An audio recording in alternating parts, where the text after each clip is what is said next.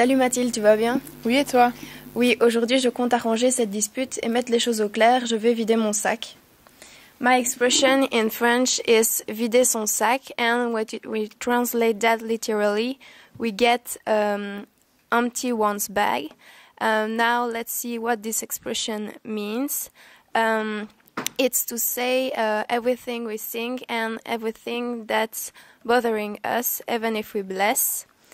This expression appeared in the 17th century, and first my expression meant to poop, and the bag was the stomach. And a second explanation is when the lawyer arrived to the court and he rolled his paper, and after he empties his bag, and the correct English expression is to come out with it, so I'll come out with it. Salut Pauline, alors comment tu vas? Ça va et toi? Ça va bien. Hier, j'ai vécu la meilleure expérience de ma vie. J'ai fait du quad et j'ai vraiment pris mon pied. So in French, my expressions is prendre son pied. If we translate literally this expression, it's I take my food. Now let's see what these expressions mean. In French, that means a person take a big enjoyment for an activity, or he discovered the delight of a new activity. But the other translation is a person take pleasure during a sexual act. But the origin to these expressions is different now. The origin dates back to the 19th century.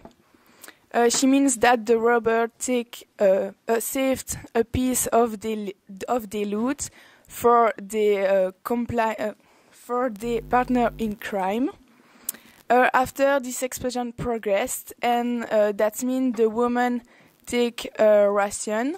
That means they have a lot of sexual acts. There is a link between the sexual act and the food. That in the time it's standard to say that the woman take literally her food in the sexual act. So the correct expression is get a real kick. So I get a real kick for my quad activity. Salut, ça va? Ça va et toi? Excellent. Comment s'est passé ton rendez-vous avec John? Je n'y suis pas allé, il m'énerve, je lui ai posé un lapin. So, in French, we say poser un lapin. If we translate this expression literally, we get to put down a rabbit. It's completely stupid. Let's see what this expression means. It's when you keep somebody waiting, when you don't go to a date. This expression is mainly used in writing. We hardly ever use this when we are speaking. The word rabbit has been used for a long time to speak about fraud. At the end of 19th century, we use this expression to to speak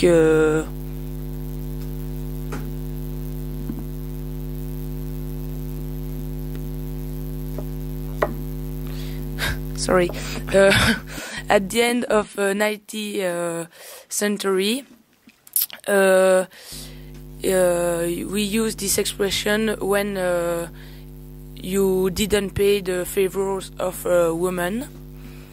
Now, this expression is used by the student to speak about don't go to a date. Now I give you the correct translation. It's to stand somebody up. Salut Zoé. Salut Martin, comment vas-tu? Pas très bien, mon papy était très malade, il a passé l'arme à gauche. Son enterrement est dans 2 jours. Oh, je suis vraiment désolée. So, in French, we say passer l'arme à gauche. In English, it means literally to pass the weapon to the left, and it means to die. The origin is military, but we are now not certain of the exact origin. The first explanation is in the fencing. The foil was in the right hand, and so if the foil, if you take the foil in the left hand, you are beaten. And the second explanation comes from the soldiers of Napoleon. When they reloaded, they had to tear a cartridge, and so they had to stood up straight, and they were more vulnerable, and so they die. Finally, in English, the expression is to kick the bucket. Devine qui c'est? Je ne sais pas. Mais si, devine. Je ne sais pas. Tu donnes ta langue au chat? Oui. So, I'm going to speak you about the expression donner sa langue au chat. If I translate literally this expression in English, it's to give one's tongue to the cat. Yeah, that's right. But we use this expression when we're fed up to find the answer of a question, or when someone wants us to guess something we don't really know. This expression appeared in the 19th century, and but before the people said to throw one's tongue to the dog, because you know, when you don't want to eat anymore, you give the rest to the dog, or you give something useless, and because your tongue is useless, you give it to the dog. But the cat is considered like a faithful animal, so the dog became a dog. No, the dog became a cat. And the English expression is to give up. Bouh. Ah, tu m'as fait peur. Je vais prendre mes jambes à mon cou. So, in French, we say prendre ses jambes à son cou. Literally, to take one's leg to one's neck. Which is completely stupid. The origin of this expression is prendre ses jambes sur son col, which mean literally to take one's neck on one's collar, and the English expression is to wait for some message and travel. Of course, when you travel, it's with your legs, and you have a shoulder bag behind your neck. The English expression of prendre ses jambes à son cou is to take to one's heels. Sais-tu où sont les 2 personnes qui mangeaient à cette table? Oui, ils viennent de partir. Ils n'ont pas payé l'addition, ils m'ont roulé dans la farine. So, in French, we say rouler quelqu'un dans la farine. If we translate this expression literally, we get roll someone in the floor. Let's see what the expression mean. It's dupe to someone. This expression to date back to 20th century. It's a collaboration between the word rouler to mean delude someone, and the word throw.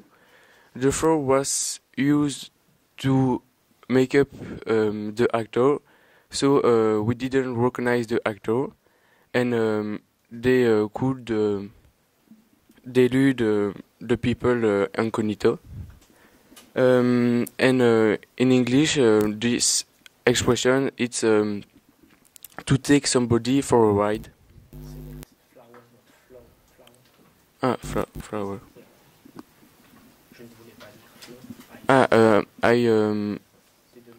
I didn't want to say flower, but flower. Pourquoi vous battez-vous? Il a volé mon biscuit. Non, c'est lui. Arrêtez de vous regarder en chien de faïence et faites la paix. So, in French, we say se regarder en chien de faïence. If we translate literally this expression, we put to look each other like either rare dogs. But it's stupid. Let's see the expression mean have an argument. When you have an argument with your brother and your sister, you look everybody meanly. So you stare stonedly at each other. Originally, date back to 60th century. It was a technique for pottery.